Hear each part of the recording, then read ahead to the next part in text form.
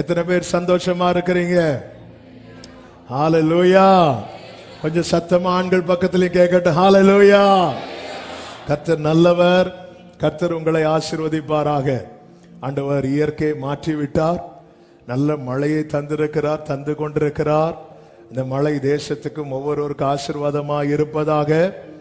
ஆமென். அதே நேரத்தில் தேவ பாதுகாவலும் உண்டாவதாக.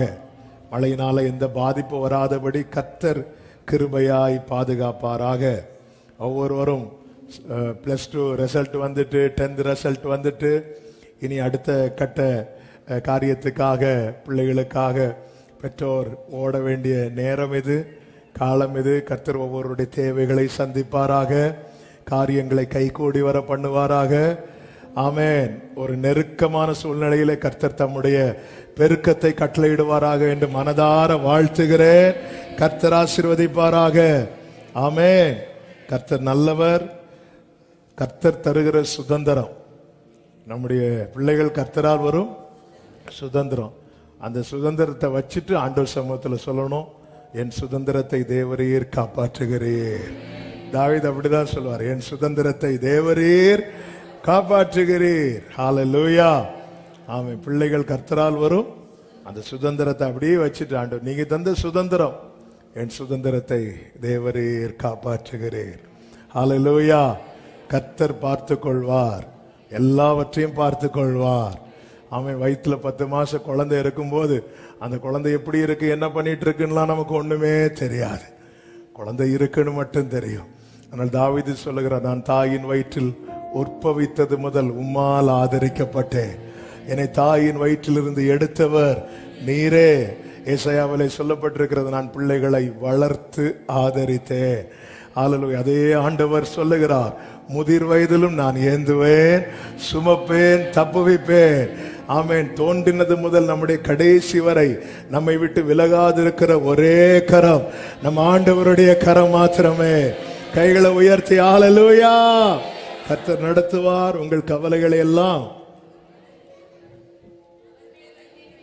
அவர் மேல வச்சிடணும். அவர் சமூகத்தில் கொண்டு வந்துட்டு நாம வச்சிட்டு இருக்க கூடாது. அவர் மேல வச்சா சர்ச்சில் வந்து ஒரு 1/2 hourல நம்ம முகத்தில் என்ன வந்திருக்கணும்? அப்படி சிரிங்க பார்க்கலாம். பக்கத்தில் அப்படி சிரிக்கிறாங்களா பாருங்க. அப்படி பார்த்துட்டு ஒரு சிரிங்க. ஹalleluya. சில கடன் வாங்கிலாம் சிரிக்கிறீங்க. கர்த்தர் உங்களை ஆசீர்வதிப்பாராக. ஆமென்.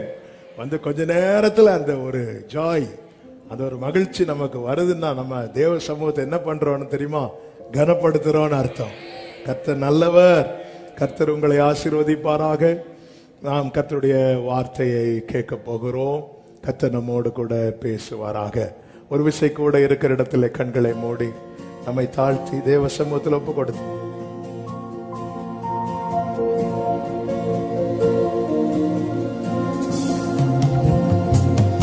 ராஜா நீ செய்த நன்மைகள் என் திராணிக்கும் மேலானதே, தயவால் பெற்றேன் தகப்பனே நன்றி, தயவால் பெற்றேன் தகப்பனே நன்றி.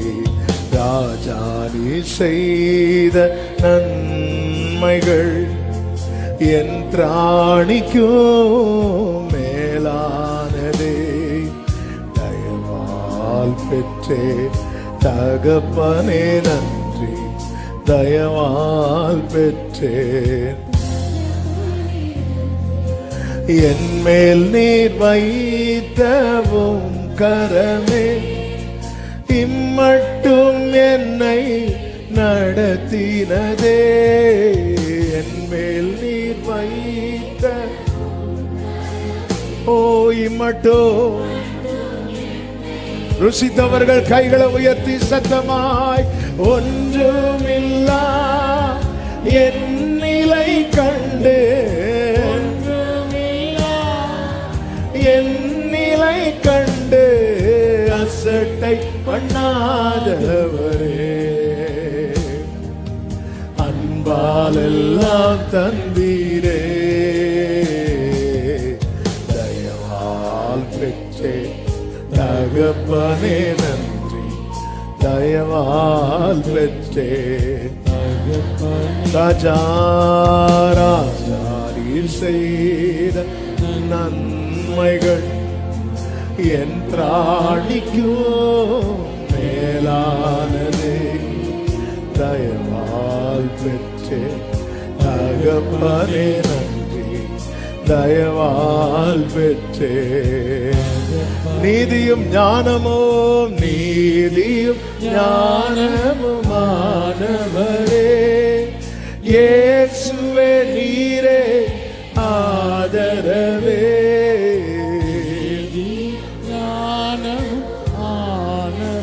இயேசுவே கைகளை உயர்த்தி உண்மையா சொல்லுவோம். அற்பமான என் ஆரம்பத்தை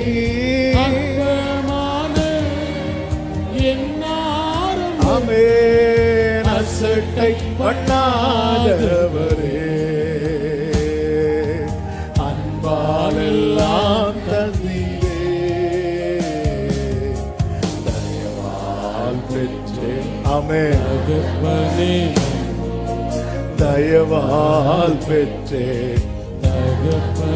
ராஜா ராஜா நீ செய்த நன்மைகள் என் திராணிக்கும் மேலானதே. தயவால் பெற்றேன் glory, தயவால் பெற்றேன். ஓ தயவால் தயவால் பெற்றேன், தயவால் தயவால் பெற்றேன். தாழ்த்துகிறோம். தொடர்ந்து எங்க கூட பேசுங்கப்பா. மீட்பர் நாமத்தில் பிதாவே ஆமென். ஒரு விசை கூட கரங்களை உயர்த்தி ஹல்லேலூயா. வேதத்தை எடுத்துக்கொள்வோம். செப்பனியா தீர்க்கதரிசன புஸ்தகம் 3வது அதிகாரம் அதனுடைய 16வது வசனத்தை வாசிக்க கேட்கலாம். செப்பனியா 3:16. அந்நாளிலே எருசலேமை பார்த்து பயப்படாதே என்றும், சீயோனை பார்த்து உன் கைகளை தளர விடாதே என்றும் சொல்லப்படும். கர்த்தருடைய பரிசுத்த நாமம் மகிமைப்படுவதாக.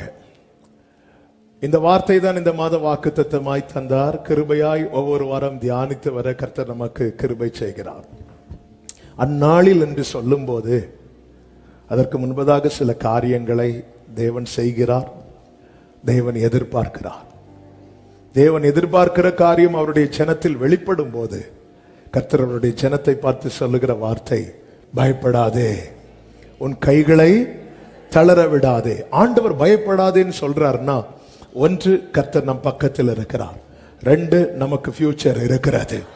ஆமென் சொல்லுங்க பார்க்கலாம். நான் ஒரே ஒரு கேள்வி கேட்டு நான் இந்த செய்தியை துவங்க விரும்புகிறேன்.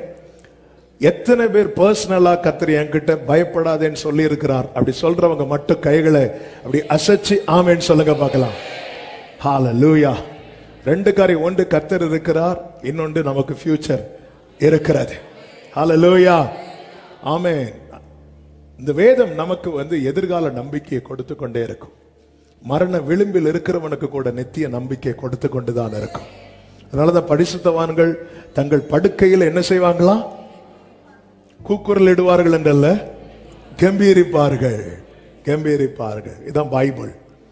நம்பிக்கைக்கு இடம் உண்டாக 1% கூட சான்ஸ் இல்லாதவன இருந்தாலும், அப்படி ஒரு சூழ்நிலையில் இருந்தாலும், இந்த வேதம் அவனுக்கு கொடுக்கப்படுமானால் இந்த வேதம் அவனுக்கு நம்பிக்கையை கொடுக்கும். ஹல்லேலூயா. ஆமென். கர்த்தர் நல்ல காரணம், இதில் எழுதிய வார்த்தைகள் அனைத்துமே சத்திய ஆவியானவரால் எழுதப்பட்டதுனால இதுல பொய் கிடையாது. இது சத்திய எழுத்துக்கள் நிறைந்த புத்தகம்.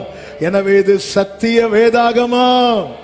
சத்திய வேதம் பக்தரின் கீதம், சுத்தர்கள் போகும் பாதையின் தீபம், உத்தம மார்க்கம் காட்டும், உத்தம மார்க்கம் காட்டும் சத்திய வேதம்.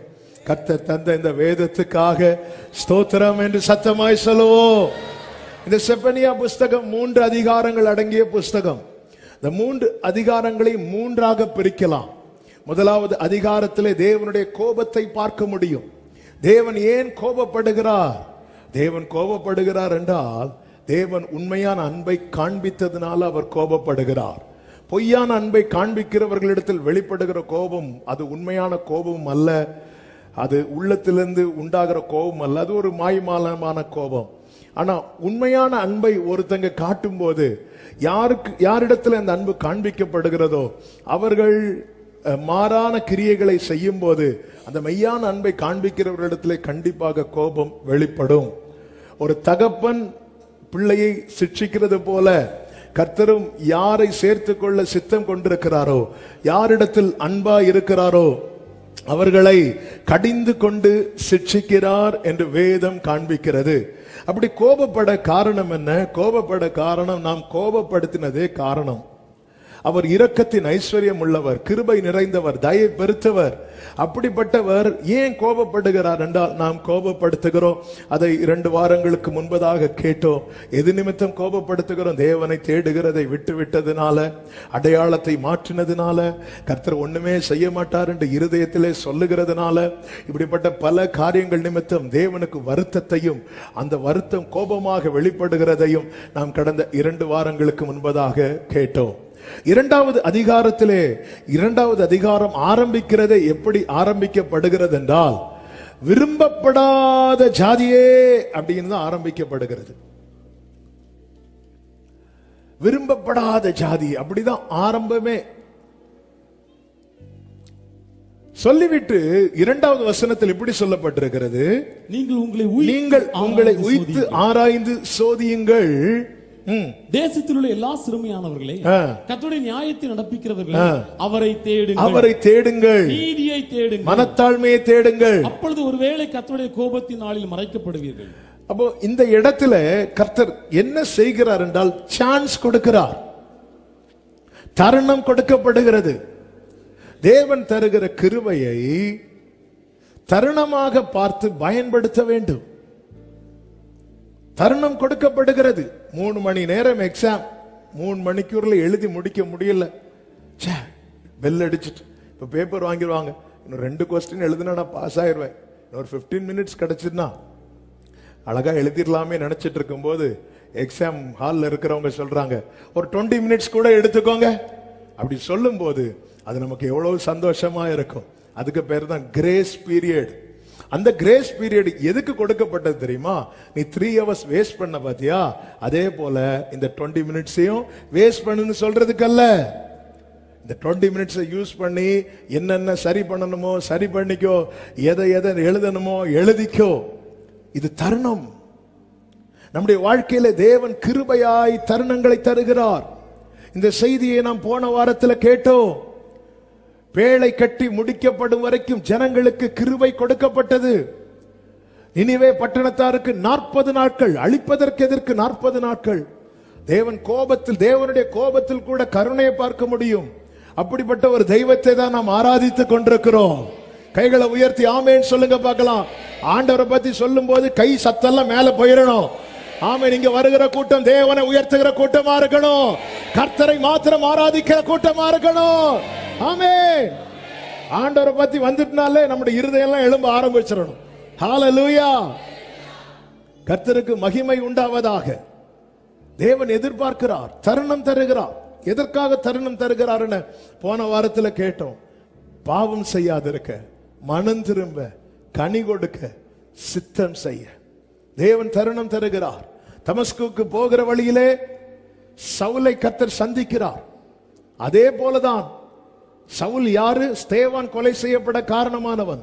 அதே காலகட்டத்தில் தான் ஏரோது என்பவன் யாக்கோபு கொலை செய்யப்பட காரணமாயிருந்தான். அந்த ஏரோதை கர்த்தர் அடித்ததினால் அவன் புழு புழுத்து செத்தான் என்று பைபிள் சொல்லுகிறது. அப்படி என்றால் அதே அடிதான் இந்த பவுலுக்கும் கொடுக்கப்பட்டிருக்க வேண்டும். காரணம், ஏரோது எப்படி யாக்கோபு கொலை செய்யப்பட காரணமாயிருந்தானோ அதே போல இந்த சவுலும் ஸ்தேவான் கொலை செய்யப்பட காரணமாயிருந்தான். என்னாண்டவரே, அவனுக்கு ஒரு நியாயம், இவனுக்கு ஒரு நியாயமா? உம்மிடத்தில் பட்சபாதம் இல்லையே. அந்த ஏரோதை அடித்தது போல அல்லவா இவனை அடித்திருக்க வேண்டும். அடிக்கப்பட வேண்டிய இடத்துல தான் கர்த்தர் கிருபை அவன் மேல போடுறாரு. ஹalleluya. எத்தனையோ இடத்துல அடிக்கப்பட வேண்டிய இடத்துல கிருபையை போட்டதனாலதான் இன்னைக்கு அவருடைய சமூகத்திலே நாம் அவருடையவர்களாய் நின்று கொண்டிருக்கிறோம். ஆமென். நல்ல கவனமா கேளுங்க. ஆமென். அப்பொழுது அவன் 2 கேள்வி கேட்கிறான். ஆண்டவரே நீர் யார்? ஒரு கேள்விக்கு உடனே பதில், நீ துன்பப்படுத்துகிற இயேசு நானே என்றார். 2வது கேள்வி கேட்கிறான், நான் என்ன செய்ய சித்தமா இருக்கிறேன்? அந்த கேள்விக்கு உடன் பதில் இல்லை. நீ தமஸ்குவுக்கு போ, அங்க நான் உனக்கு தெரிவிப்பேன் என்கிறார். அவன் தமஸ்குவுக்கு போய் காத்திருக்கிறான் 1, 2, 3 நாட்கள். அப்பொழுது கர்த்தர் வெளிப்படுத்துகிறார் தம்முடைய சித்தத்தை. எப்பொழுது அவருடைய சித்தம் வெளிப்படுத்தப்பட்டதோ அது முதல் பவுல் ஒரு காரியத்துல உறுதியா இருந்து செயல்படுகிறான். என்ன காரியத்துல தெரியுமா? நான் கர்த்தருடைய கிருபையை வெறுதா வாக்குகிறது இல்ல. தமஸ்குவுக்கு போற வழியில பாதி வழியில என் முடிவு வந்திருக்க வேண்டியது. அந்த இடத்துல எனக்கு கிருபையாய் ஜீவனை தந்திருக்கிறார். இனி நான் வாழும் வாழ்க்கை அர்த்தமுள்ளதா இருக்க வேண்டும், தேவனுக்கு உகந்ததா இருக்க வேண்டும். ஆமென். நீதியின் கிரீடத்தை சுதந்தரிப்பதற்கு ஏதுவானதா இருக்க வேண்டும். சரி செய்கிறான். அவனுடைய பார்வை மாற்றப்படுகிறது. அவன் கண்களில் இருக்கிற செதில்கள் கீழே விழுந்து அவனுக்கு ஒரு புதிய பார்வை கிடைக்கிறது. தேவ பிள்ளைகளை, தேவ சமூகத்தில் வந்திருக்கிற நம் ஒவ்வொருவருக்குமே இந்த புதிய விஷன் தேவை, புதிய பார்வை தேவை. நான் என் கால் எதை நோக்கி பயணித்துக் கொண்டிருக்கிறது, என் இருதயம் எதை சார்ந்திருக்கிறது, நான் இன்னும் எதற்காக எதிர்பார்த்து கொண்டிருக்கிறேன், இன்னும் என்னுடைய தேவை ஒரு புதிய பார்வை தேவை. இன்னைக்கு அநேக தேவ பிள்ளைகளுடைய கண்களை பல செதில்கள் அடைத்துக் கொண்டிருக்கிறதுனால கால் போன போக்கிலும் மனம் போன போக்கிலும் போய் பவுலை போலதான் நான் நியாயப்பிரமாணத்தின்படி குற்றம் சாட்டப்படாதவன், நாங்கெல்லாம் பைபிள் படி கரெக்டா தான் இருக்கிறோம் சொல்றோம். ஆனா சரியான விஷன் இல்ல, சரியான பார்வை இல்ல. என் கண்களை பல செதில்கள் மூடி இருக்கிறது. தேவ சமூகத்தில் இருந்தபோது எப்படி ஹோலி ஸ்பிரிட் பவுல் மேல இறங்கி அந்த செதில்கள் கீழே விழுந்ததோ அப்படி சபையை மூடி இருக்கிற செதில்கள் இயேசுவின் நாமத்திலே கீழே விழுவதாக, கீழே விழுவதாக. கண்கள் திறக்கப்படுவதாக, கண்கள் திறக்கப்படுவதாக. ஜீசஸ். ஆவியானவர் ஆளுகை செய்வீராக, ஆவியானவர் ஆளுகை செய்வீராக. நான் விரும்புகிறேன் என் கண்கள் திறக்கப்பட வேண்டும் என்று விரும்புகிறவர்கள் கைகளை உயர்த்தி சொல்லுங்க, என் கண்களை திறந்தருளும். ஆமென். இன்னும் எந்தெந்த பகுதியிலே நான் சரி செய்யப்பட வேண்டி இருக்கிறது. ஆமென். பவுல் ஸ்தாபித்ததெல்லாம் சபைகள் அல்ல, ஸ்தாபனங்கள். பவுல் ஸ்தாபித்தது சபைகள் அல்ல, ஸ்தாபனங்கள். அந்த பவுல் சொல்லுகிறார், நான் அடைந்தாயிற்று என்று எண்ணுகிறது இல்லை, நான் அடைந்தாயிற்று என்று எண்ணுகிறது இல்லை, நான் அடையணும்னு ஆசையா தொடர்றேன். இந்த தேகத்தை விட்டு பிரிந்து இயேசுவோடு இருக்க எனக்கு ஆசை உண்டு. ஆகிலும் நான் இந்த தேகத்தில் குடியிருப்பது உங்களுக்கு அவசியம். எனக்கு கொடுக்கப்பட்ட கிருபை அப்படிப்பட்ட கிருபை. பிரியமான கர்த்தருடைய பிள்ளைகளே, ஒரு சத்தியத்தை நீங்கள் அறிந்திருக்க வேண்டியது அவசியமாயிருக்கிறது. எபேசியர் 3வது அதிகாரம் அதனுடைய 2வது வசனத்தை வாசிக்க கேட்கலாம். உங்களுக்காக எனக்கு அளிக்கப்பட்டிருக்கிற தெய்வ கிருபைக்குரிய நியமமும், உங்களுக்காக எனக்கு அளிக்கப்பட்டிருக்கிற தெய்வ கிருபைக்குரிய நியமமும் இன்னதென்று கேட்டிருப்பீர்கள். நல்ல கவனிச்சீங்களா இந்த வார்த்தை? இப்ப கிருபை கொடுக்கப்பட்டது நமக்காக மட்டுமல்ல.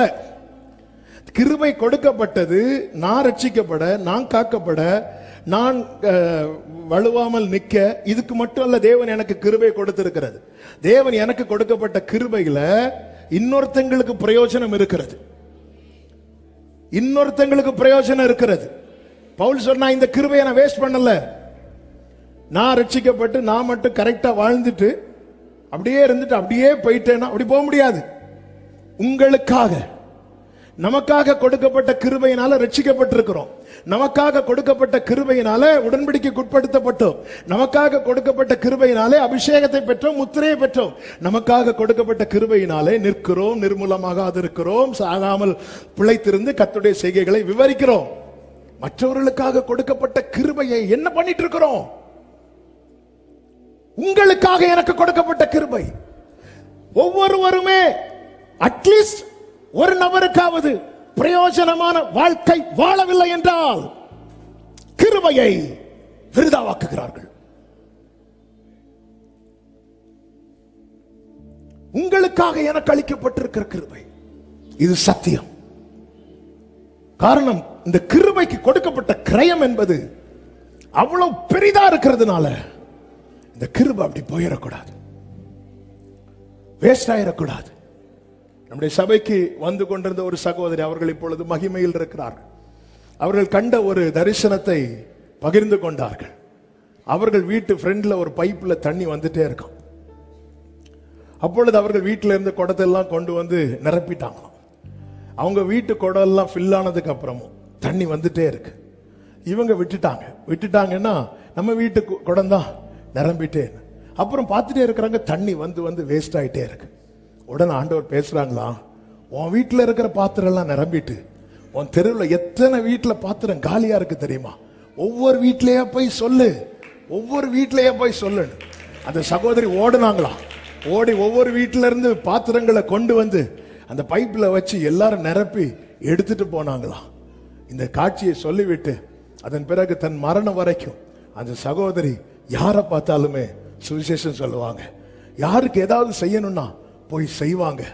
பிரியமானவர்களே, நம் ஒவ்வொருவருக்கு என்று கிருபை கொடுக்கப்பட்டிருக்கிறது. அந்த கிருபை நமக்கான கிருபை மட்டுமல்ல, அதுல 50% நமக்கானது என்றால் 50% நம் மூலமாய் பயன்படக்கூடிய இன்னும் சிலர் இருக்கிறார்கள். அதை தான் பவுல் சொல்லுகிறார், உங்களுக்காக எனக்கு அளிக்கப்பட்டிருக்கிற தெய்வ கிருபைக்குரிய நியமம். கிருபைக்கு நியமம் இருக்கிறது. அது எதுக்காக கொடுக்கப்பட்டது, ஏன் கொடுக்கப்பட்டது, நியமம் இருக்கிறது. இந்த தருணத்தை எனவேதான் பைபிள் சொல்லுகிறது, நீங்கள் ஞானமாய் நடந்து காலத்தை என்ன செய்யணுமா? சத்தமா சொல்லுங்க, பிரயோஜனப்படுத்திக் கொள்ள வேண்டும். தேவன் நம்மில் நற்கிரியை துவங்கி அதை கிறிஸ்துவின் நாள் வரை செயல்படுத்த அவர் சித்தம் கொண்டிருக்கிறார். நம்மில் நற்கிரியை துவங்கி இருக்கிறார். ஆனா செயல்படுகிறதா, வெளிப்படுகிறதா, இதை சிந்திக்க வேண்டும்.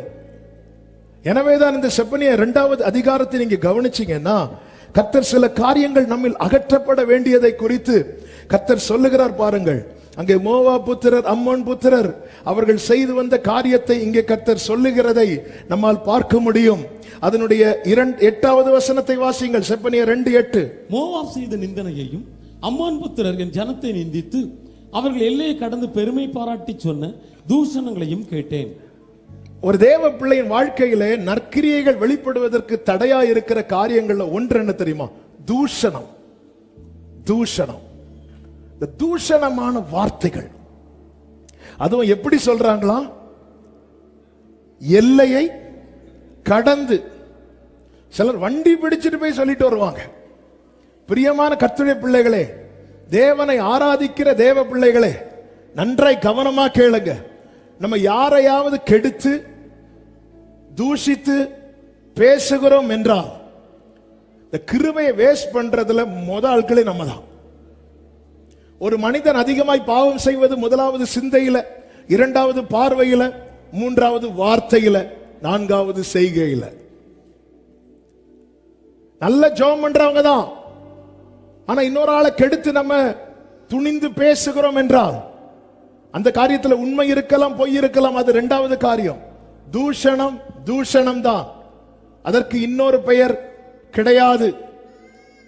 நாம் என்ன பேசுகிறோம் என்பதை நம்மை கேட்கிறவர்கள் மட்டுமல்ல கவனிக்கிறது, சாத்தானும் கவனிக்கிறான், கர்த்தரும் கவனிக்கிறார். இந்த சாத்தானுடைய தந்திரம் என்ன தெரியுமா? இங்க வச்சு தப்பு பண்ண வச்சுட்டு சமூகத்தில் போய் நின்று குற்றம் சாட்டுகிறவன். குற்றம் சாட்டுகிறவன் மாத்திரமல்ல, குற்றம் சுமத்துகிறவன். அவன் தான் பிசாசானவன். நான் என்ன பேசுகிறேன், யாரை பத்தி பேசுறேன், அவங்கள பத்தி பேசுற காரியம் எதுவா இருக்கிறது, இந்த காரியத்தை குறித்த தெளிவு சிந்தை தேவை. நாம் பெருமை பாராட்டி மற்றவர்களை மட்டம் தட்டி பேசுகிற பேச்சு நம்மில் நற்கிரியையை வெளிப்பட விடாது. அப்படி இருக்க நாம் என்ன செய்கிறோம்? தேவன் தருகிற கிருபையை விருதாவாக்கி கொண்டே இருக்கிறோம். எவனிடத்தில் அதிகம் கொடுக்கப்பட்டதோ அவனிடத்தில் அதிகம் கேட்கப்படும். ஆவியானவர் சபைகளுக்கு சொல்லுகிறதை காதுள்ளவன் கேட்க கடவன். கர்த்தாவே, யார் உமது கூடாரத்தில் தங்குவான் என்று 15வது சங்கீதம் கேள்வியோடு ஆரம்பிக்கிறது. 15வது சங்கீதம் 1, 2, 3 வசனங்களிலே கர்த்தாவே, யார் உம்முடைய கூடாரத்தில் தங்குவான், யார் உம்முடைய பரிசுத்த பர்வதத்தில் வாசம் பண்ணுவான், உத்தமனாய் நடந்து நீதியை நடப்பித்து மனதார சத்தியத்தை பேசுகிறவன் தானே.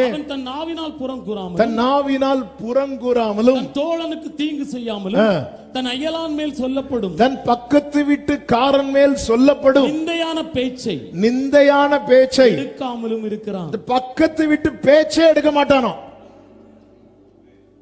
ஆமென். யார் அவன்? கர்த்தருடைய கூடாரத்தில் வாசம் பண்றவன். சிம்பிளா சொல்லணும்னா, இந்த பிரசன்னத்தை இழந்துடக்கூடாதுன்னு நினைக்கிறவங்க அடுத்த ஆள் கதையை பேசவே மாட்டாங்க. அடுத்த ஆள் கதையை ஒருத்தங்க பேசுறாங்கன்னா அவங்க எதை விரும்புறாங்க தெரியுமா? இந்த பிரசன்னத்தை விட்டு வெளியே வந்துடணும். பிரசன்னத்தை நான் இழந்துடவே கூடாது. இந்த 1வது வசனம் எப்படி ஆரம்பிக்கிறது? கர்த்தாவே, உமது கூடாரத்தில் தங்கி வாழ்பவன் யார், குடியிருப்பவன் யார். பிரசன்னத்தை நான் விட்டுறக்கூடாது. தன் அயலான் மேல் சொல்லப்படும் நிந்தையான. பக்கத்து வீட்டுல என்ன இருக்கு? பிரச்சனை இருக்கு. அந்த பேச்ச நாம ஏன் எடுக்கணும்? அது எடுக்கிறதுனால என்ன ஆகும்? அது எடுக்கிறதுனால அந்த இன்ஃபர்மேஷன் இன்னொரு ஆளுக்கு கூட போகும். அது எடுக்காம இருந்தா என்ன ஆகும்? எடுக்காம இருந்த பிரச்சனை நம்ம வீட்டுல தங்கும். பக்கத்து வீட்டுல ஒரு பிரச்சனை, இன்னொருத்தங்க வராங்க, நமக்கு அந்த விஷயம் தெரியுது, அவங்களுக்கு அந்த விஷயம் தெரியல. நம்ம சொல்றோம், இப்படி அவங்க என்ன பண்ணாங்க தெரியுமா, முடிஞ்சு. அதனால என்னாச்சு? அதனால அந்த இன்ஃபர்மேஷன் அவங்களுக்கு போயிருக்கு. அதனால என்ன நஷ்டமாச்சு? அவருடைய பிரசனம். நமக்கு தெரியுது, சொல்லணும்னு தோணுது, வேண்டாம். சொல்லாம இருந்தா என்ன நஷ்டமாகும்? அவங்க இன்னொரு ஆள்கிட்ட ஒருத்தங்களை பத்தி ஒரு மேட்டர் இன்னொரு ஆள்கிட்ட சொல்லாம இருந்தா என்ன ஆகும்? ஒன்னும் ஆகாது.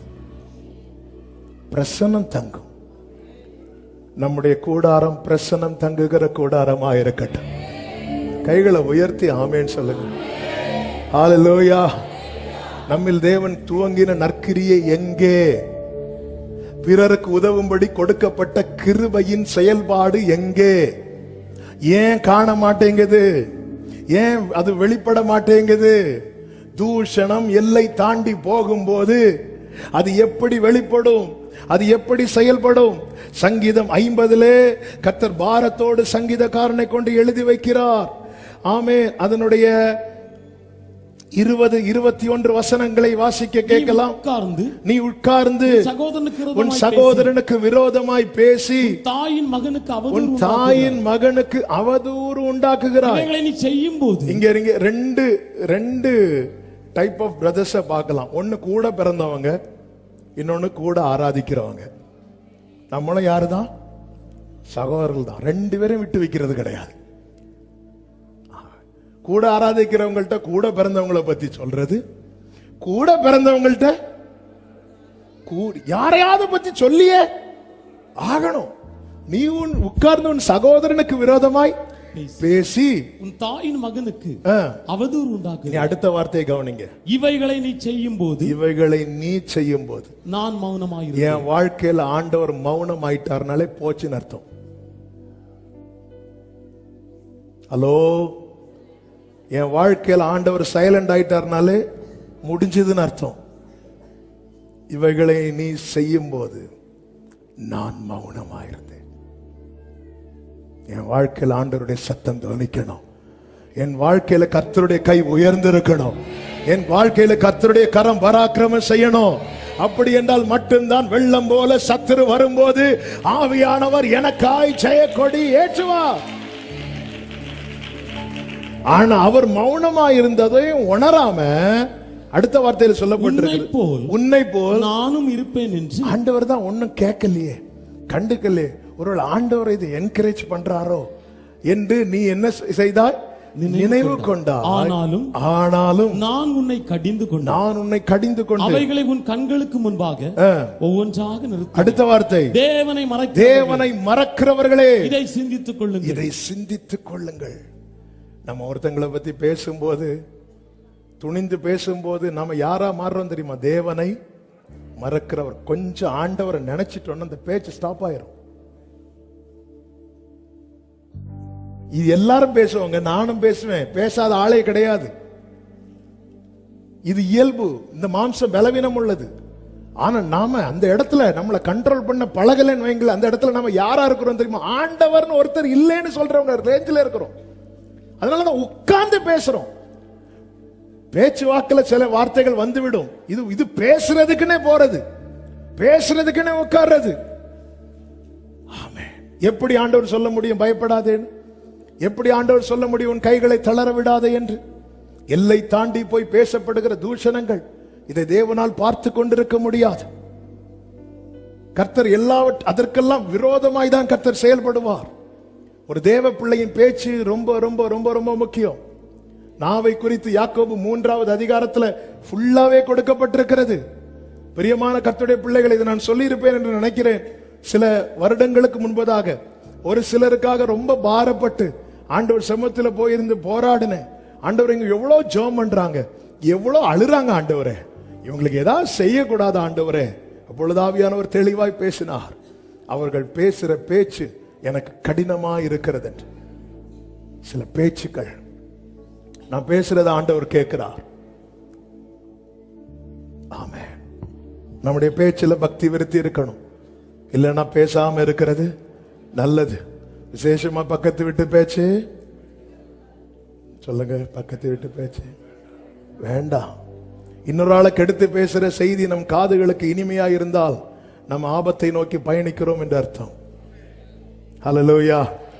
முதல்ல கேட்கறத நிப்பாட்டுவோம், அப்புறம் பேசுறது ஆட்டோமேட்டிக்கா நின்றோம்.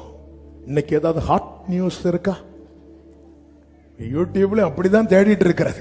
இன்னைக்கு ஏதாவது ஹாட் நியூஸ் இருக்கா? எதை கேட்க விரும்புறோம்? என் ஆடுகளின் சத்தத்தை அறிந்திருக்கிறது, அவைகள் அந்நிய சத்தத்துக்கு விலகி ஓடும். அடுத்து அகற்றப்பட வேண்டிய முக்கியமான காரியம் செப்பனியா 2வது அதிகாரம் 10வது வசனம். அவர்கள் சேனைகளுடைய கர்த்தரின் ஜனத்துக்கு விரோதமாய் பெருமை பாராட்டி அவர்களை நிந்தித்தபடியால் இது அவர்கள் அகங்காரத்துக்கு பதிலாக ஆண்டவர் செய்ய போகிற தண்டனை அதோடு கூட சொல்லி கொண்டிருக்கிறார். ஆண்டவர் 2வது எது நம்ம கிட்ட வேண்டான்னு சொல்றாரு? இந்த அகங்காரம். அகங்காரம்னா திமிரு. என்னது?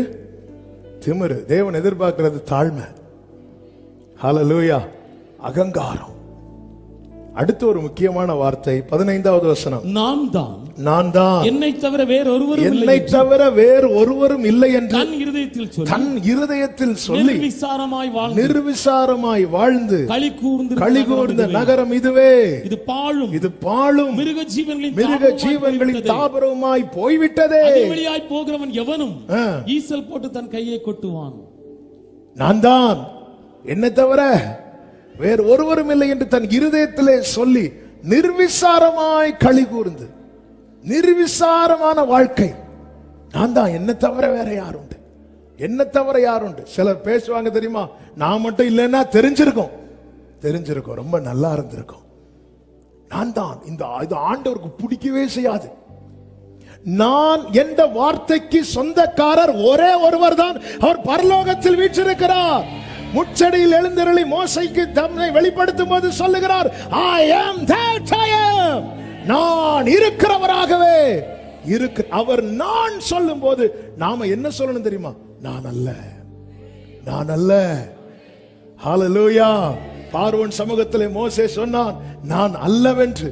பார்வோன் சமூகத்திலே யோசேப்பை கர்த்தர் உயர்த்தினார். பவுல் சொன்னார் நான் அல்லவென்று.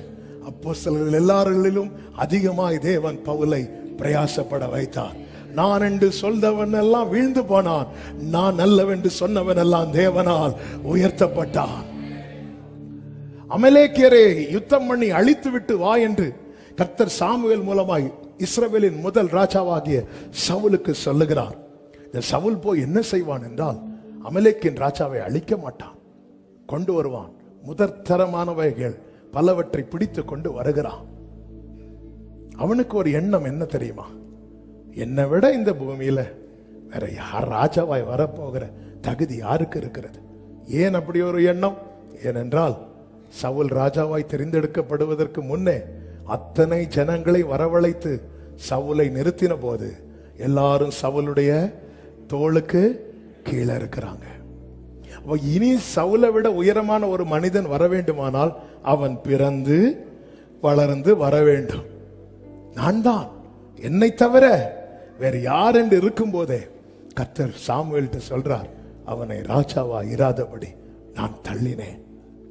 இந்த செய்தியை சொல்ல சாமுவேல் வரும்போது சவுலை பார்த்து ஒரு வார்த்தை சொல்லுவார். உன்னை எப்பொழுது ராஜாவாய் தெரிந்தெடுத்தார் தெரியுமா? 1 சாமுவேலின் புஸ்தகம் 15வது அதிகாரம் அதனுடைய 17வது வசனம். அப்பொழுது சாமுவேல் நீர் உம்முடைய பார்வை, இந்த வார்த்தையை நல்ல கவனிங்க, நோட் பண்றவங்க நோட் பண்ணிக்கோங்க. நீர் உம்முடைய பார்வைக்கு சிறியவராயிருந்த போது அல்லவோ இஸ்ரவேல் கோத்திரங்களுக்கு தலைவரானீர். நீர் உம்முடைய பார்வைக்கு. சவுலே, அன்னைக்கு நீ உன்னை பார்த்த பார்வைதான் இன்னைக்கு உன்னை தலைவனா ஏற்படுத்தி இருக்கிறது. சவுல் அன்று தன்னை எப்படி பார்த்தான்? கழுதையை காணவில்லை என்று சாமுவேலை தேடி வந்தபோது சாமுவேல் சவுலை பார்த்து சொல்லுகிறான், ஆமென், சகல இஸ்ரவேலின் அபேட்சையும் உன்னையும் உன் வீட்டார் அனைவரையும் அல்லவா நாடுகிறது என்று சொல்லும் போது 1 சாமுவேல் 9:21 சவுல் பிரதித்திரமாக சொன்ன வார்த்தை, நான் இஸ்ரவேல் கோத்திரங்களிலே சிறிதான பென்யமின் கோத்திரம் தான் அல்லவோ? பென்யமின் கோத்திரத்துக்கு குடும்பங்களில் எல்லாம் என் குடும்பம் அற்பமானது அல்லவோ? நீர் இப்படிப்பட்ட வார்த்தைகளை என்னிடத்தில் சொல்வானேன்? இதுதானே சவுல் உன்னை குறித்த உன்னுடைய பார்வை? என்னை கேட்கிற அன்பு சகோதர சகோதரி, வசதி வந்ததுக்கு அப்புறம் நாம் நம்மளை எப்படி பார்க்கிறோம்? நாளை உன்னத ஸ்தானத்தில் இருக்க வேண்டுமா வேண்டாமா என்பதை தீர்மானிக்கிறது இன்று நாம் நம்மை பார்க்கும் பார்வை. என் ஸ்டேட்டஸ் என்ன, என் அந்தஸ்து என்ன, நான் என்னை எப்படி பார்க்கிறேன், இது ரொம்ப முக்கியம்.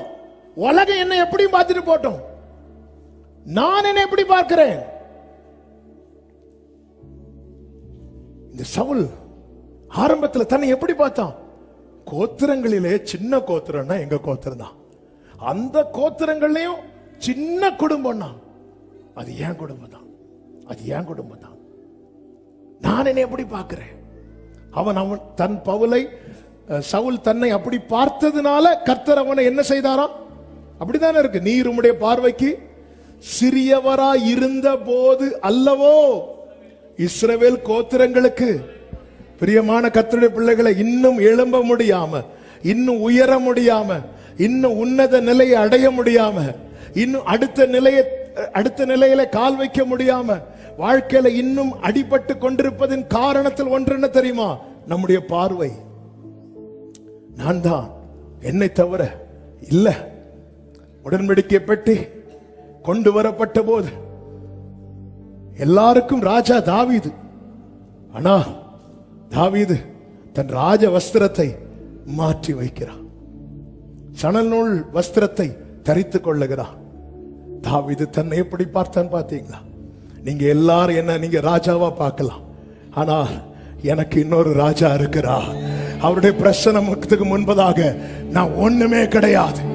எல்லாரும் தாவீது ராஜாவை பார்த்தபோது தாவீது தன்னை ராஜாவாக்கின ராஜாதி ராஜாவை பார்த்து, ஆமே, அவருக்கு முன்பாக நான் ஒண்ணுமே கிடையாதுன்னா அந்த தாவீதுக்கு கர்த்தர் நிலையான சிங்காசனத்தை ஏற்படுத்தினார். நாம் நம்ம எப்படி பார்க்கிறோம்? என் பதவி என்ன, என் படிப்பு என்ன, என் பட்டம் என்ன, இப்படி பார்க்கிறோமா? இது நான் கட்டின பாபிலோன் அல்லவா என்றான். வேற யார்ட்டையுமே சொல்லல நேபுகாத்நேச்சார், தனக்குள்ளே தான் சொன்னான். தரையில விழப்பட்டா, கண்களை வானத்துக்கு ஏறெடுத்து பார்க்கிறான்.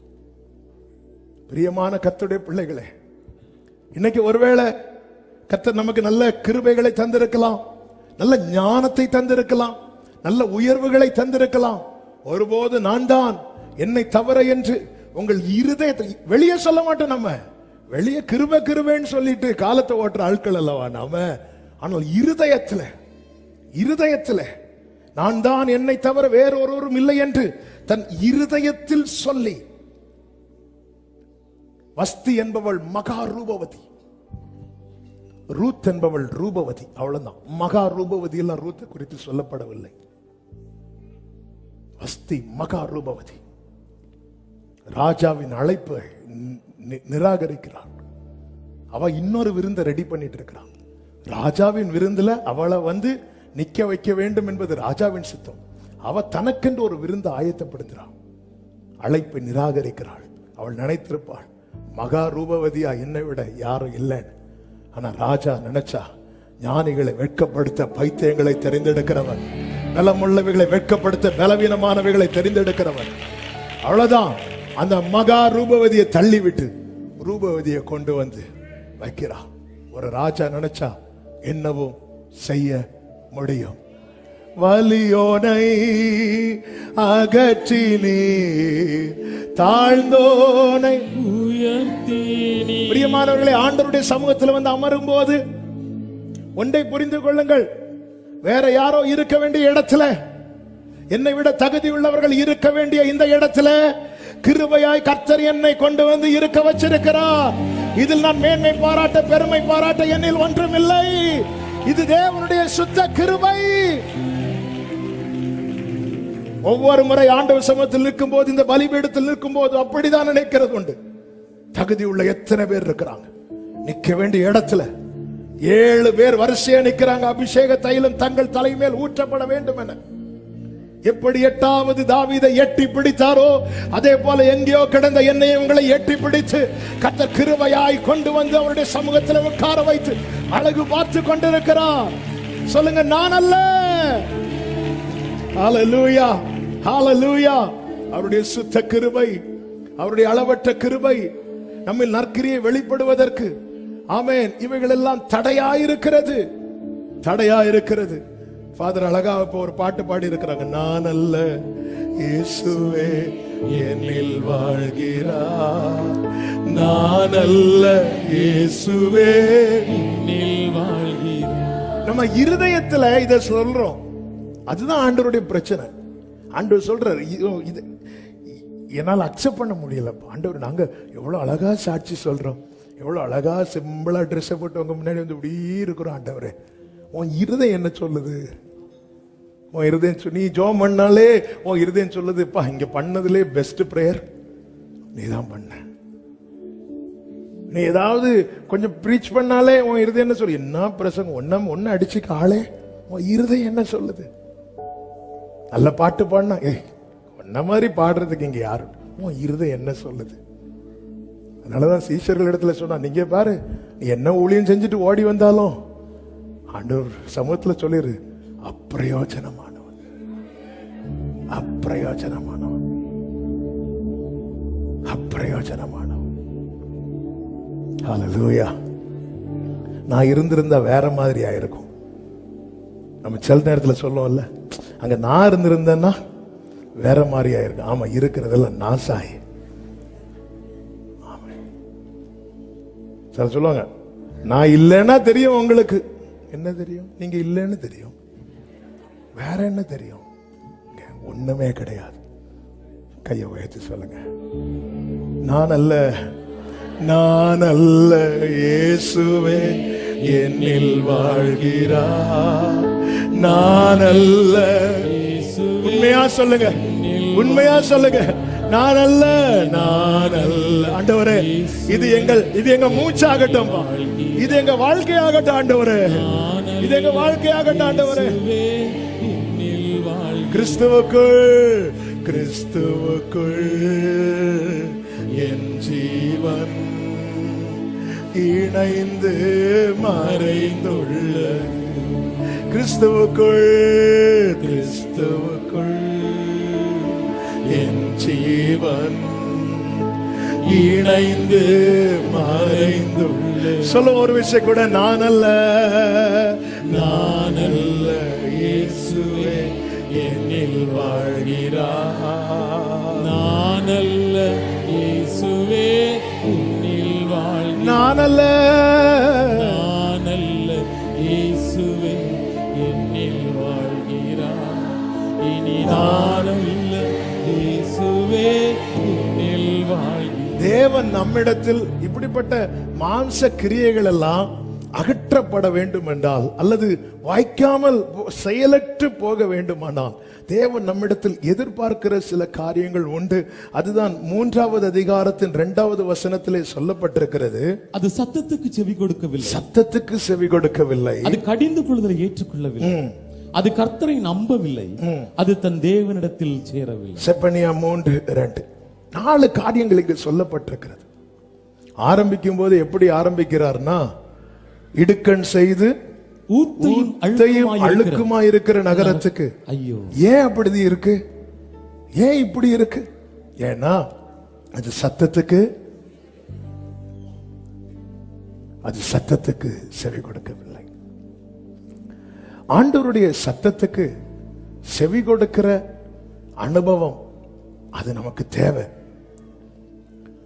எசையா 55:3 அழகாய் ஆண்டவர் சொல்லுகிறார், உங்கள் செவியை சாய்த்து என்னிடத்தில் வாருங்கள், கேளுங்கள், அப்பொழுது உங்கள் ஆத்துமா பிழைக்கும். தாவீதுக்கு அருளின நிச்சயமான கிருபைகளை உங்களுக்கு நித்திய உடன்படிக்கையாக. கேட்டீங்களா? நீ கேட்க ஆரம்பிச்சிட்டேனாலே நான் உனக்கு தருகிற கிருபை எப்படிப்பட்ட கிருபையா இருக்கும் தெரியுமா? நிச்சயமான கிருபைன்னு என்ன தெரியுமாங்க? நம்மையும் தாண்டி நம் தலைமுறையும் தொடரும். இந்த வார்த்தையை மெடிடேட் பண்ணிட்டு எழுதும் போது ஆண்டவர் ஒன்று எழுத வச்சார். நல்ல கவனிங்க. விசேஷமாய் பெற்றோராக போறவங்க கவனிங்க. என்னால என் நிமித்தம் என் பிள்ளைக்கு கிருபை கிடைக்கும்னா நான் நல்ல தகப்பன். என்னால என் பிள்ளைக்கு கிருபை கிடைக்கலன்னா இந்த உலகத்திலே மோசமான தகப்பன் நான் தான். என்னதான் பிள்ளைய படிக்க வச்சாலும், என்னதான் பிள்ளைக்கு வாங்கி கொடுத்தாலும், என்னதான் பிள்ளைக்கு என்று செய்து வைத்தாலும், என் நிமித்தம் என் பிள்ளைக்கு கிருபை கிடைக்காம போகுதுன்னா இந்த உலகத்திலேயே ஒஸ்டான மோசமான தகப்பன் நானாக தான் இருப்பேன். நம்மளால நம்ம தலைமுறைக்கு கிருபை கிடைக்கணும். அதுதான் நிச்சயமான கிருபை. தாவீதுக்கும் அவன் சந்ததிக்கும் சதா காலமும் கர்த்தர் கிருபை செய்கிறார். சவுலால யோனத்தானுக்கு கிருபை கிடைக்கல. யோனத்தான் ரொம்ப நல்லவன். கிருபை இல்லைன்னா நல்லவனா இருந்தும் பிரயோஜனம் இல்லை. இந்த வார்த்தையை நோட் பண்ணிக்கோங்க. இந்த பூமியில மடிந்து அனைவரும் பாவி கிடையாது, நம்மளை விட நல்லவங்க. கிருபை இல்லைன்னா நல்லவன். யோனத்தாண்ட என்ன தப்பு பார்க்க முடியும்? ஆனா கிரேஸ் இல்ல. சவுல் நிமித்தம் யோனத்தானுக்கு கிருபை கிடைக்கல. ஆனா யோனத்தான் நிமித்தம் மேவிபோசேத்துக்கு கிருபை கிடைச்சது. ஆமே. நம்மளை நினைச்சாலே நம்ம பிள்ளைகளை அவர் பிளஸ் பண்ணணும். ஆண்டவர் பிராமிஸ் பண்றார், நீ உன் செவியை சாய்த்து என்னிடத்தில் வா. வரும்போது எப்படி வரணும் தெரியுமா? கேட்கிற மனநிலைமையில தான் வரணும். நீ அப்படி கேட்டேன்னா தாவீதுக்கு அருளின நிச்சயமான கிருபைகளை நான் உனக்கு நித்திய உடன்படிக்கையாக ஏற்படுத்துவேன். சத்தத்துக்கு செவி கொடுங்க. ஆண்டு முதல்ல கேட்போம்.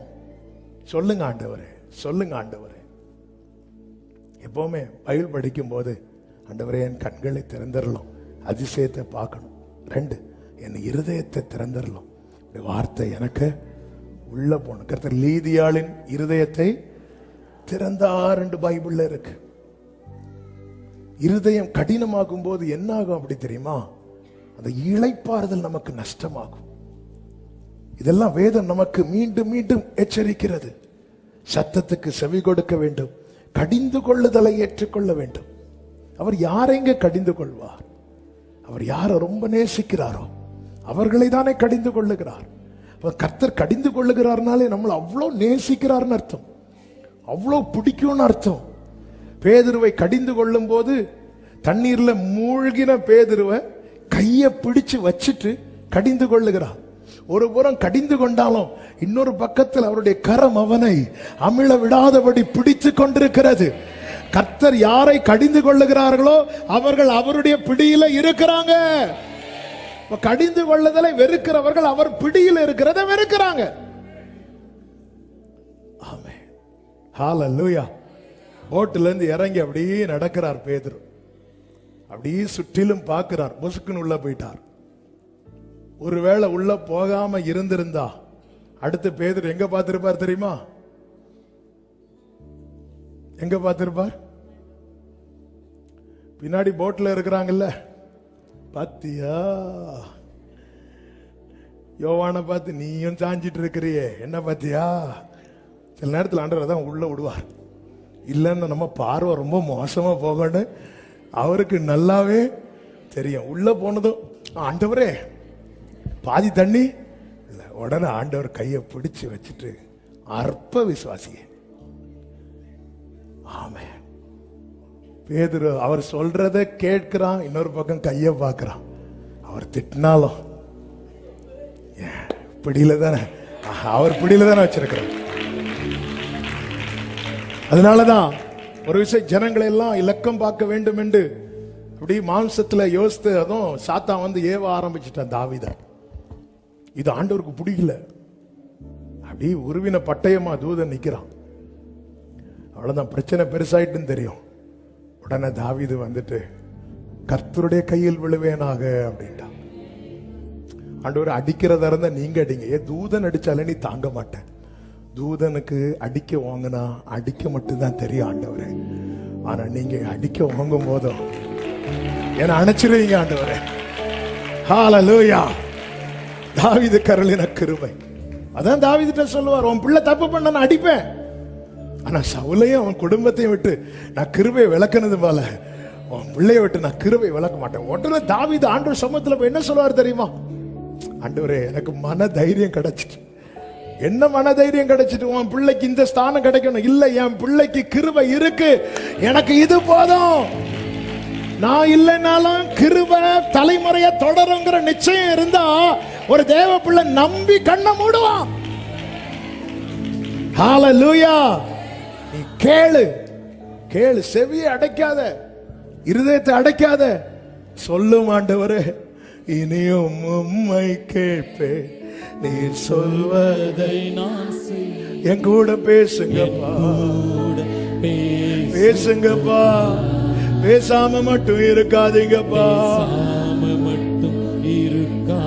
நீர் பேசாவிட்டா நான் தளர்ந்து போவேன், நீர் பேசாவிட்டா நான் தளர்ந்து போவேன், தள்ளாடி போவேன். நீர் பேசாவிட்டா தளர்ந்து ஓரமாமா கலரமாமா தள்ளாடி போவேன். ஹல்லேலூயா. பிரியமானவர்களே, போய் கொஞ்ச நேரம் ஆண்டவர் சமூகத்தில் உட்காருங்க. அப்ப நான் கேட்கறதுக்கு ரெடியா வந்திருக்கிறேன். என்னை ரொம்ப ஆச்சரியப்படுத்தின காரியம், சாமுவேல் என்னும் பிள்ளையாண்டான். அவன்கிட்ட கர்த்தர் டிஸ்கஸ் பண்ண விஷயத்தை பார்த்தீங்களா? பெரிய மேட்ரு, பெரிய மேட்ரு, எவ்வளோ பெரிய மேட்ரு. சின்ன பையனை கூப்பிட்டு, ஒரு சின்ன பையன் வா, சின்ன பையன் யாரா ஓடிவா, ஓடிவா, குயிக்கா வா, யாரா ஒரு பையன் ஓடிவா, வா, நீ சின்ன பையனடா வா, என்னோட வளர்ந்துட்டான். என்ன படிக்கிற? 10th படிக்கிறான். இப்போ நான் இவனை கூட்டிட்டு நிறுத்தி, எனக்கும் என் ஒய்ஃபுக்கும் 2 நாளா ஒரே பிரச்சனை. இப்படி நான் சொன்ன அவனுக்கு ஏதாவது புரியுமா? இல்லை நான் சொல்லுவானா இவன்ட்ட இந்த மேட்ரு? நான் யார்கிட்ட பேசுவேன்? என் ஸ்டேஜில் இருக்கிறவங்க அவங்க கூட தான் நான் ஷேர் பண்ணுவேன். இவன்கிட்ட போய் நான் என் ஹார்ட்டை ஓப்பன் பண்ணுவானா? மாட்டேன்.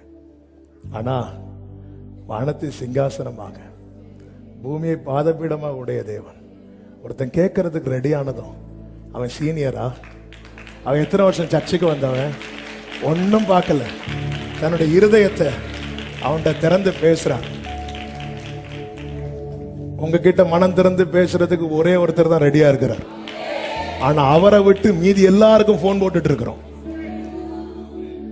கரெக்டா இல்லையா? அவரை விட்டுட்டு என் கூட பேசுவார், என் கூட தான் பேசுவார். பெரிய தீர்க்கதரிசி நினிவே பட்டணத்தையே ஒரு வார்த்தையினால கீழே விழ வைத்த தீர்க்கதரிசி யோனா கிட்டையும் பேசினார். யோனாவை விழுங்கும்படி மீன் கிட்டையும் பேசினார். யோனாக்கு மேல வளர்ந்த செடியை அரிக்கும்படி பூச்சிக்கிட்டையும் பேசினார். யாருக்கிட்ட எப்படி பேசினா புரியும்னு என் அப்பாவுக்கு தெரியும். எனக்கு எப்படி பேசினா புரியும்னு அவருக்கு தெரியும். என்கிட்ட பேசுவார், என் பிள்ளைகிட்ட பேசுவார். ஆமே. கேட்கறதுக்கு ஆள் இல்ல, கேட்கறதுக்கு ஆள் இல்ல. ஹல்லேலூயா. இதான் தேவ தயவு. இந்த 3வது பாயிண்ட் சொல்லி நான் எனக்கு செபிக்க விரும்புறேன். ஆண்டவருடைய தயவை நம்ம காண ஆரம்பிச்சுட்டோம் வைங்களேன், அவர் காலில் விழுந்து கதறும், அவர் காலில் விழுந்து கதறும். என்ன தயவு! இந்த 3வது அதிகாரம் எப்படி ஆரம்பிக்கிறா? எல்லாம் அவருடைய நகரம் தான், சீயோன் தான், எருசலேம் தான். ஆனா எப்படி இருக்கு? இடுக்கண் செய்து ஊத்தையும் அழுக்குமா இருக்கிற நகரத்துக்கு ஐயோ! அது சத்தத்துக்கு செவி கொடுக்கவில்லை, அது கடிந்து கொள்ளுதலை ஏற்றுக்கொள்ளவில்லை, அது கர்த்தரை நம்பவில்லை, அது தன் தேவனிடத்தில் சேரவில்லை சொல்லிவிட்டு அதற்குள்ள இருக்கிற அதிபதிகள் கர்ச்சிக்கிற சிங்கங்கள், அதன் நியாயாதிபதிகள் சாயங்காலத்தில் புறப்படுகிறது, விடியற்காலம் மட்டும் ஒரு எலும்பை மீதியாய் வைக்காததுமான ஓநாய்கள், அதன் தீர்க்கதரிசிகள் வீண் பெருமையும் வஞ்சகமும் உள்ளவர்கள், அதன் ஆசாரியர்கள் பரிசுத்த ஸ்தலத்தை பரிசுத்த குலைச்சலாக்கி வேதத்துக்கு அநியாயம் செய்தார்கள். அடுத்த வார்த்தை பாருங்கள், அதற்குள் இருக்கிற கர்த்தர். எதற்குள்? எங்க அநியாயம் நடக்குது, எங்க பரிசுத்த குலைச்சல் உண்டானது, எங்க தேவன் வேதத்துக்கு எதிரான காரியங்கள் எல்லாம் துணிகரமாய் நடக்கிறது. சீயோனே, அவருடைய சுபாவப்படி, அவருடைய சுபாவம் என்ன? மோசே கொண்டு இஸ்ரவேல் ஜனங்களுக்கு என்ன சொல்லுவார்? உபாகமம் 23:14, அவர் உன்னை ரட்சிப்பதற்காக, உன்னை தப்புவிப்பதற்காக உன் பாளையம் எங்கிலும் உலாவிக் கொண்டிருக்கிறார். உன்னிடத்தில் அசுசியான காரியத்தை கண்டு உன்னை விட்டு போகாதபடிக்கு உன் பாளையம். அவருடைய சுபாவம் என்ன தெரியுமா? அசுத்தமான ஒரு சின்ன காரியத்தை பார்த்தால் அவரால் இருக்க முடியாது, அசுசியான காரியத்தை கண்டு அவரால் இருக்க முடியாது. ஆனால் இங்கே சொல்லப்பட்டிருக்கிறது அதற்குள் இருக்கிற கர்த்தர். அப்படி என்றால் சீயோனே, ஆமென், அவர் சகிச்சிட்டு இருக்கிறார். அவருடைய சுபாவப்படி உன்னை விட்டு என்னைக்கோ போயிருக்க வேண்டியது, எப்பொழுதோ போயிருக்க வேண்டியது. ஆனா அவருக்கு தெரியும், என்னை விட்ட என் பிள்ளைக்கு யாரும் கிடையாது, என்னை விட்ட என் கூட என் பிள்ளைக்கு யாரும் கிடையாது. அவர் சகித்து கொண்டிருக்கிறார். glory, ஆமென். இந்த நகரம், இதுதான் சீயோன் நகரம். இதற்குள்ள எவ்வளவு அசுத்தம், இதற்குள்ள எவ்வளவு அநியாயம், இதற்குள்ள எவ்வளவு வேதத்துக்கு எதிரான காரியங்கள். ஆமென். ஒரு காரியத்து நிமித்தமே அவர் எப்பொழுதோ போயிருக்க வேண்டியது. இன்னும் இந்த சீயோனுக்குள்ள அவர் இருக்கிறார்.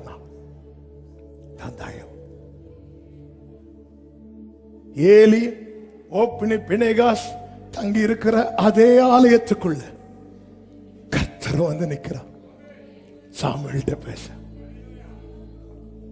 அவர் எவ்வளவு சகிச்சிட்டு இருப்பார். இன்னைக்கு காலையில கேட்ட சத்தமே இதுதான்.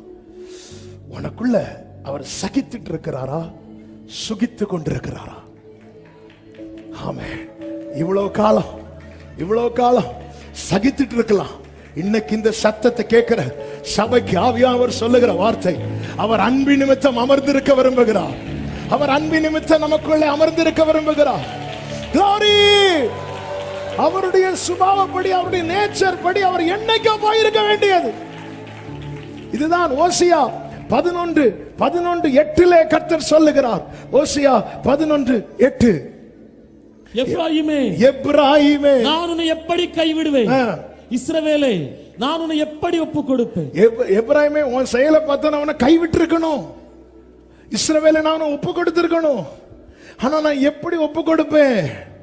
என் இருதயம் எனக்குள் குழம்புகிறது, என் பரிதாபங்கள் ஏகமாய் பொங்குகிறது. அதாவது உன் செயலை பார்த்தா நான் கையை விடணும், கையை எடுக்கலான்னு பார்க்கும்போது என் பரிதாபங்கள், ஐயோ நான் கையை விட்டுட்டேன், என் பிள்ளைக்கு யார் உண்டு, நான் கையை விட்டுட்டேன், இந்த எப்ராஹிம் எப்படி வாழ்வான், இந்த எப்ராஹிம் திரும்ப எப்படி எழும்புவான், திரும்ப எப்படி வாழ்க்கை கட்டி எழுப்பப்படும் சொல்லிவிட்டு 9வது வசனத்திலே கர்த்தர் சொல்லுகிறார், என் உக்கிரத்தின்படியே செய்ய மாட்டேன். அவருடைய கோபம் ஒரு நிமிஷம், அவருடைய தயவோ நீடிய வாழ்வு. எப்ராஹிமை அழிக்கும்படி திரும்ப மாட்டேன். ஏனென்றால் நான் மனுஷன் அல்ல, நான் தேவனாய் இருக்கிறேன். நான் உன் நடுவில் உள்ள பரிசுத்தர், தேவனாய் இருக்கிறேன்னு சொல்லிட்டு அடுத்த வார்த்தை தான், நான் உன் நடுவில் உள்ள பரிசுத்தர். பரிசுத்தர். நீ இவ்வளவு அநியாயம் செஞ்சோம், நான் இருக்கிறேன். ஆனா நீ ஒன்ன மறந்துடாத, நான் உன் நடுவில் உள்ள பரிசுத்தர். சேனைகளின் கர்த்தர்,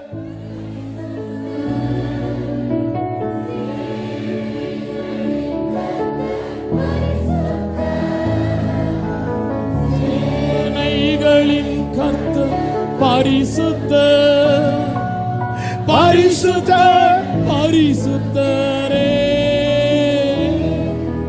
பரிசுத்தர், பரிசுத்தர். ஹல்லேலூயா. இந்த வார்த்தையை கடந்த நாட்கள்ல வாசித்த போது, அதன் ஆசாரியர்கள் இப்படி பண்றாங்க, தீர்க்கதரிசிகள் இப்படி பண்றாங்க, அதன் நடுவில் உள்ள கர்த்தர் எப்படி ஆண்டவர் நம்முடைய வாழ்க்கையில கர்த்தர் சுகித்து கொண்டிருக்கிறாரா, சகித்து கொண்டிருக்கிறாரா? நம்ம விரும்பி அல்லவா தெரிந்தெடுத்தார், விரும்பி அல்லவா தெரிந்தெடுத்தார். ஆமென். ஆண்டவரே, நீ எவ்வளவு காலம் இந்த பூமியில் இருக்க போறோம் தெரியல, நீங்க ஹாப்பியா இருக்கணும்பா, எங்களுக்குள்ள ஹாப்பியா இருக்கணும், சந்தோஷமா இருக்கணும்பா. ஆமே. இந்த கூடாரத்துக்குள்ள ஆவியானவர் நீங்க ஹாப்பியா இருக்கணும்பா, நீங்க ஹாப்பியா இருக்கணும்பா. அதுக்கு என்ன தடையோ அதை எரிச்சிருங்க, எரிச்சிருங்க, எரிச்சிருங்க, எரிச்சிருங்க. அது வேண்டாம், வேண்டாம். உங்களை வேதனைப்படுத்துற ஒன்று எனக்குள்ள வேண்டாம். ஹல்லேலூயா. எத்தனை பேர் உள்ள ஏங்குது, எனக்குள்ள நீங்க ஹாப்பியா இருக்கணும்பா, எனக்குள்ள நீங்க சந்தோஷமா இருக்கணும்பா. எவ்வளவு பல்ல கடிச்சிட்டு இருக்கிறீங்க, சகிச்சிட்டு இருக்கிறீங்க. என் கண்கள் தீமையானதை பார்க்கும் போது எப்படிப்பா சகிச்சிட்டு இருந்தீங்க, என் வாய் தீமையானதை பேசும்போது எப்படிப்பா சகிச்சிட்டு இருந்தீங்க, என் காது தீமையானதை கேட்கும் போது எப்படிப்பா சகிச்சிட்டு இருந்தீங்க. ஹல்லேலூயா. என்னைக்கோ நீங்க விட்டு போயிருக்கணும். உங்க சுபாவத்துக்கும் என் வாழ்க்கைக்கும் சம்பந்தமே இல்லை ஆண்டவரே. அப்படி இருந்தும் நீங்க விட்டு போகாம இருக்க காரணம் என்ன? எப்ராஹிமே, நான் மனிதன் அல்ல, நான் தேவனாய் இருக்கிறேன், எனக்கு நீ வேணும். எப்ராஹிமே, அருமையான குமாரன் அல்லவா, எனக்கு பிரியமான பிள்ளை அல்லவா. ஹல்லேலூயா. நம்ம சுபாவத்தை சகிக்க முடியாம எத்தனை பேர் நம்மளை வெறுத்து இருக்கிறாங்க, விட்டு போயிருக்கிறாங்க. ஹல்லேலூயா. எத்தனை பேர் நம்ம போனை பிளாக் பண்ணி இருக்கிறாங்க. ஆமென். அவர் சகிச்சிட்டு இருக்கிறார். அவர் சிலுவையை சகித்ததை விட நமக்குள்ள இருந்து சகிச்சிட்டு இருக்கிறார். பாருங்க, ஆண்டவர் சொல்றார், உன் நடுவில் நான் சிறுமையும் எளிமை. 12வது வசனம். எப்ராஹிம் பொய்களினாலும் இஸ்ரவேல் செபனியா 3:12.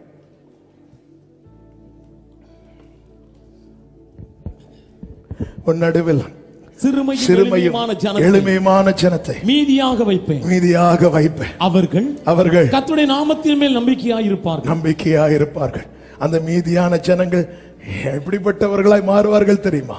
அநியாயம் செய்வதில்லை. 13வது. இஸ்ரவேலில் மீதியானவர்கள் அநியாயம் செய்வதில்லை. அவர்கள் பொய் பேசுவதும் இல்லை. வஞ்சக நாவு அவர்கள் வாழ்க்கை மாறுது, வார்த்தைகள் மாறுது, பேச்சு மாறுது, பார்வை மாறுது.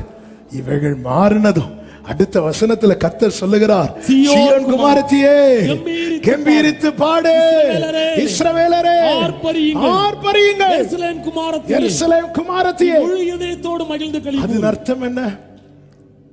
என் வாழ்க்கை மாறாம என் பாட்டை ஒரு கேட்க பிடிக்கல, என் வாழ்க்கை மாறாம என் ஆராதனை அவரால் அங்கீகரிக்க முடியல, என் வாழ்க்கையில மாற்றம் உண்டாகி நான் ஆண்டவர் சமூகத்துல வந்து ஆராதிக்கும் போது அவர் சொல்வார், இன்னும் சத்தமா பாடு, இன்னும் கம்பீரித்து ஆர்ப்பரி, நீ முழு இருதயத்தோடு மகிழ்ந்து களிகூரு.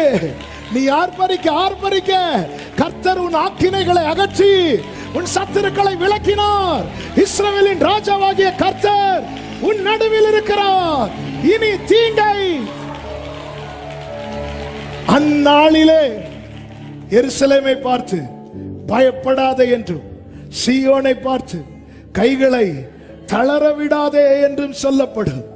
அடுத்த வசனம், உன் தேவனாகிய கர்த்தர் உன் தேவனாகிய கர்த்தர் உன் நடுவில் இருக்கிறார். இப்போ அவருக்கு அது சொல்றதே சந்தோஷம். நேத்து வரை சொல்ற கொஞ்சம் கஷ்டமா இருந்து, அதனால 3வது அதிகாரத்துல மெதுவா தலைய காட்டுறாரு. அதற்குள்ள இருக்கிற கர்த்தர் ஏன் இவ்வளவு கோபப்பட்டார் தெரியுதா? ஏன் அவரால் தாங்க முடியல தெரியுமா? நீ யாரோ நான் யாரோன்னு அவர் போயிருக்க வேண்டியதுதானே. கொடுத்த கிரயம் அப்படிப்பட்ட கிரயம் அல்லவா? நம்ம மேல வச்ச அன்பு வர்ணிக்கவே முடியாதுங்க. இப்போ வாழ்க்கையில் அவருக்கு வேற என்னங்க இதுல பெருசா மாற்றம் வந்துட்டு? நேத்து வர அநியாயம் செஞ்சவன் இன்னைக்கு செய்யல, நேத்து வர தப்பா பேசணும், இன்னைக்கு பேச்சில மாற்றம், கிரியையில மாற்றம், வாழ்க்கையில் சின்ன ஒரு சேஞ்ச் வந்ததும் இவர் ஹாப்பி ஆயிட்டார். ஹாப்பி ஆகி சொல்றார், உன் தேவனாகிய கர்த்தர் உன் நடுவில் இருக்கிறார், அவர் வல்லமை உள்ளவர். அடுத்த வார்த்தை, அவர் ரட்சிப்பார். அடுத்த வார்த்தை, அவர் உன் பேரில் சந்தோஷமாய் மகிழ்ந்து, உன் பேரில் சந்தோஷமாய் மகிழ்ந்து தம்முடைய அன்பின் நிமித்தம் அமர்ந்திருப்பார். எனக்குள்ள அவர் சகிச்சிட்டு இருக்க கூடாது, சுகித்திட்டு இருக்கணும். அடுத்த வார்த்தை, அவர் உன் பேரில் கம்பீரமா களி கூறுவார். ஆமென் சொல்லுங்க பார்க்கலாம். ஹalleluya. நம்முடைய வாழ்க்கையில் இந்த மாற்றம் அவருடைய தயவு தான் நம்ம இன்னும் மீதியாய் வைத்திருக்கிறது. ஒரு வசனத்தை வாசித்து ஜெபிக்க போகிறோம். ரோமருக்கு எழுதின நிருபம் 11வது அதிகாரம் அதனுடைய 22வது வசனம். ஆகையால் தேவனுடைய தயவையும் கண்டிப்பையும் பார், விழுந்தவர்களிடத்திலே தேவனுடைய தயவையும் கண்டிப்பையும் பார், விழுந்தவர்களிடத்திலே கண்டிப்பையும் உன்னிடத்திலே தயவையும் காண்பித்து அந்த தயவிலே நிலைத்திருப்பாய், அந்த தயவிலே நிலைத்திருப்பாயானால் உனக்கு தயவு கிடைக்கும். நிலைத்திராவிட்டால் நீயும் வெற்றுண்டு போவாய். தேவ பிள்ளைகளே, தயவு தான் என்ன விழாம தாங்குது. ஆமே, ஒரே ஒரு காரியத்தை உறுதியானது, என் வாழ்க்கையில கர்த்தர் இருக்கிறார், அவர் இன்னும் சகிச்சிட்டு இருக்க கூடாது. எரேமியாவை கொண்டு சொல்லுகிறார், நான் பொறுத்து இளைத்து போனேன் என்று கர்த்தர் சொல்லுகிறார். ஆமே, எனக்குள்ளே இருக்கிறார், என் வழியாய் பார்க்க விரும்புகிறார். இயேசு மாம்சமாகி வந்தார், ஆவியானவர் நம்மை தெரிந்தெடுத்திருக்கிறார். மாம்சமாகி வந்தவருக்கு கண் உண்டு, மூக்கு உண்டு, வாய் உண்டு, கை உண்டு, கால் உண்டு. ஆனா ஹோலி ஸ்பிரிட் மாம்சமாகி வரல, நமக்குள்ளே வந்திருக்கிறார். என்னதுன்னு அர்த்தம்? நம்மளை நம்பி வந்துட்டார். என் பிள்ளை அவன் கண்ணை எனக்கு தருவான். ஆமே, அவன் வழியாய் நான் பார்க்க அவன் கண்ணு உடன்படிக்கை பண்ணுவான். அவன் வழியாய் நான் பேச அவன் வாயோடு உடன்படிக்கை பண்ணுவான். அவன் வழியாய் நான் செயல்பட அவன் கைகள், அவன் வழியாய் நான் சஞ்சரிக்க அவன் கால்கள். ஹல்லேலூயா. இதற்கு தான் அங்க சேர்த்து கிரயத்தை கொடுத்திருக்கிறார். நாம் கிரயத்துக்கு கொள்ளப்பட்டவர்கள். நம்முடைய வாழ்க்கையில் ஒரு சின்ன மாற்றம் வந்தால் கூட நமக்குள்ள இருக்கிறவர் கொண்டாடுவார், சந்தோஷப்படுவார். இயேசுவை சந்தோஷப்படுத்துவோம். ஆவியானவர் பலத்தினாலே சுதந்தரிப்போ. கர்த்தர் ஒவ்வொருவரையும் ஆசீர்வதிப்பாராக. ஆமென் சொல்லுங்க பார்க்கலாம். எல்லாரும் அப்படி எழுந்து நிற்கலாமா? ஹல்லேலூயா.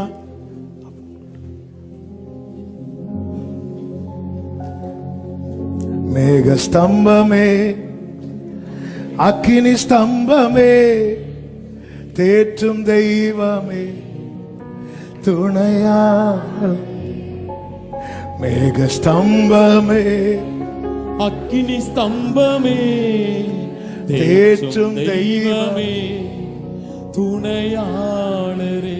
ஆண்டவர்ட்ட இந்த பாடல ஜெபமா வைக்க போறோம். உமக்கு பிரியமானதை செய்ய எனக்கு கற்றுத்தாரும். நீரே என் தேவன், உன் நல்ல பரிசுத்த ஆவியானவர் செம்மையான வழியிலே நடத்த வேண்டுமே என்று சொல்லி ஜெபிக்கலாம். ஹல்லேலூயா. உமக்கு பிரியமானதை செய்ய எனக்கு கற்றுத்தாரும் தெய்வமே. ஆமென். உமக்கு பிரியமானதை செய்ய கற்றுத்தாரும் தெய்வமே. ரெண்டு கைகளை உயர்த்தி சொல்லுவோம். நீரே என் தேவன், உம் நல்ல பரிசுத்த ஆவியானவரே, ஆமெனப்பா. செம்மையான வழியிலே நடத்த வேண்டுமே. செம்மையான வழியிலே சொல்லுங்க. நீரே என் தேவன், நீரே என் தேவன், உம் நல்ல பரிசுத்த பரிசுத்த ஆவியானவரே, செம்மையான வழியிலே செம்மையான வழி நடத்துங்க. நடத்த எங்களால முடியலன்னு உங்களுக்கு தெரியலப்பா, நடத்துங்கப்பா. நடத்தவே. மேக ஸ்தம்பமே, மேக ஸ்தம்பமே, அக்கினி ஸ்தம்பமே, தேற்றும் தெய்வமே, துணையாளரே. மேக ஸ்தம்பமே, அக்கினி ஸ்தம்பமே, தேற்றும் தெய்வமே, தெய்வமே, துணையாளரே. ஆமென். உம்மை நோக்கி என் கைகளை அப்பா உயர்த்தி மகிழ்கிறேனையா. Glory Father. உம்மை நோக்கி என் கைகளை ஆமென். உயர்த்தி மகிழ்கிறேனையா.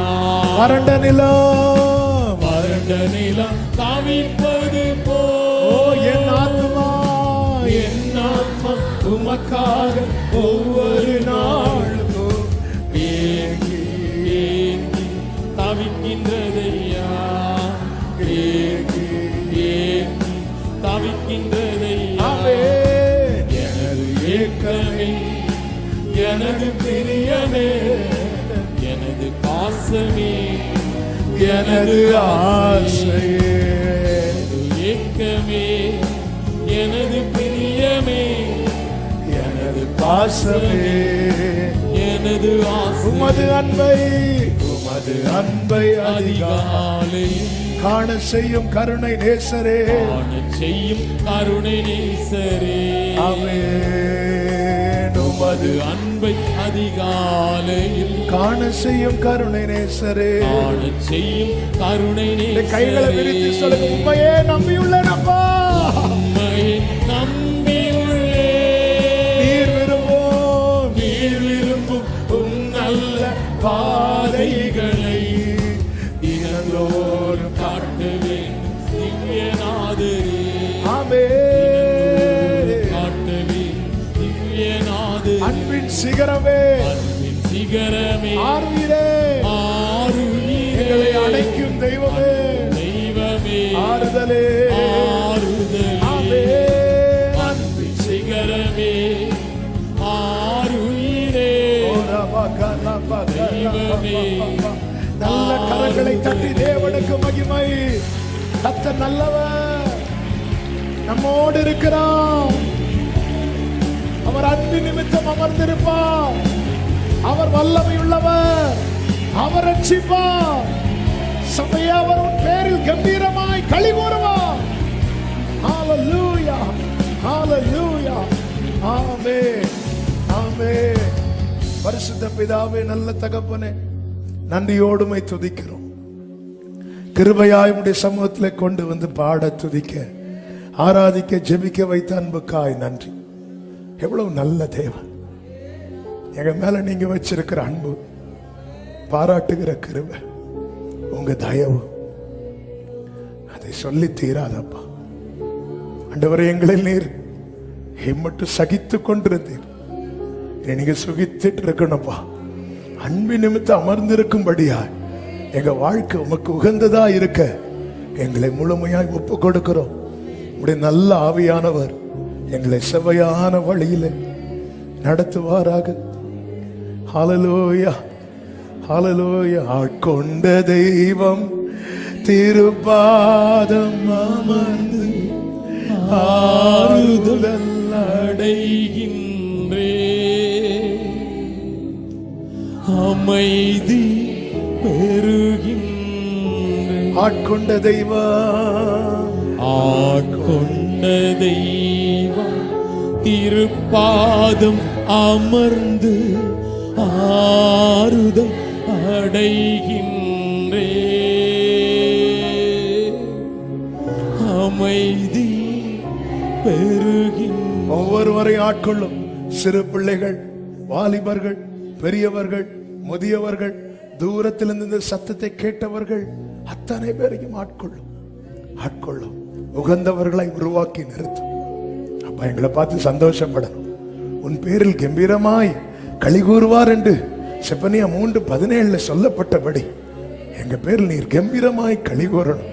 உங்க தயவுக்கு முன்பாக நாங்கள் தோற்று போய் நிற்கிறோம்பா. Love you father. உங்க பாதத்தில் எங்களை முழுமையாய் அர்ப்பணிக்கிறோம். எங்கள் தலைமுறைகளை அர்ப்பணிக்கிறோம். சபையாய் அர்ப்பணிக்கிறோம். ஆட்கொள்ளுவீராக. ஒவ்வொருவரையும் ஆட்கொள்ளும். இந்த சத்தியத்தை உணர்ந்து இந்த சத்தியத்திலே நடக்க கர்த்தர் ஒவ்வொருவருக்கு கிருபை செய்யும். மகிமை, கனம், துதி, ஸ்தோத்திரம் எல்லாமும் ஒருவருக்கே செலுத்துகிறோம். இரட்சகர் இயேசு கிறிஸ்துவின் நாமத்தில் பிதாவே, ஆமென். சேர்ந்து சத்தமாய் சொல்லுவோம். என் ஆத்துமாவே கர்த்தரை ஸ்தோத்திரி, என் ஆத்துமாவே கர்த்தரை ஸ்தோத்திரி. கர்த்தர் செய்த சகல உபகாரங்களை மறவாதே. ஆமென். நம்முடைய கர்த்தராகிய இயேசு கிறிஸ்துவின் கிருபை, பிதாவாகிய தேவனுடைய அன்பும், பரிசுத்த ஆவியானவருடைய ஐக்கியமும் சிநேகமும் பாதுகாவலும் நம் அனைவரோடும் எல்லா பரிசுத்தவான்களோடு கூட கர்த்தருடைய வருகை மட்டும் தங்கியிருப்பதாக. ஆமென். ஹல்லேலூயா. God bless you. கர்த்தர் உங்களை ஆசீர்வதிப்பாராக.